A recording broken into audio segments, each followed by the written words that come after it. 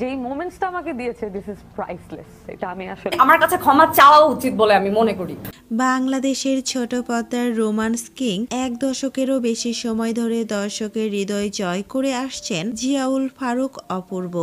বড় ছেলের দায়িত্বশীলতা থেকে প্রেম নিবেদনের মুহূর্ত সবখানেই তিনি ছিলেন অনবদ্য।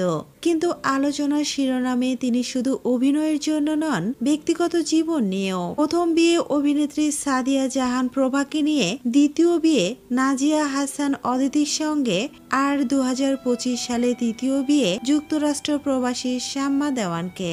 তৃতীয় বিয়ের খবর প্রকাশ্যে আসতেই ঝড় উঠেছিল সামাজিক মাধ্যমে। সেই সময় দ্বিতীয় স্ত্রী নাজিয়ার একটি ফেসবুক পোস্ট ভাইরাল হয়েছিল। তিনি লিখেছিলেন, 4 বছরের প্রেম সফল হলো, নবদম্পতির জন্য শুভকামনা। নেটিজেনদের ধারণা এটি আসলে অপূর্বের উদ্দেশ্যে কটাক্ষ। সেই সময় ওই বিতর্কের মাঝেই উঠে এসেছিল প্রভার নাম, যার সাথে 2011 সালে বিচ্ছেদ ঘটে অপূর্বের।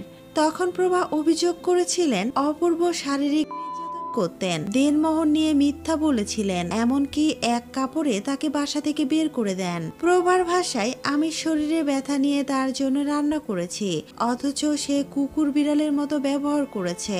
সব দোষ আমার ঘাড়ে চাপিয়ে অপূর্ব পার পেয়ে গেছে।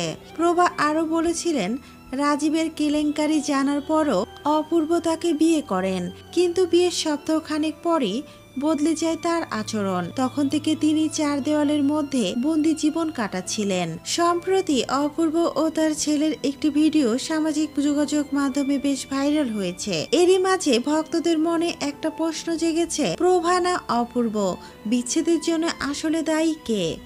আপনার মতে আসল সত্য কি? কমেন্টে লিখুন।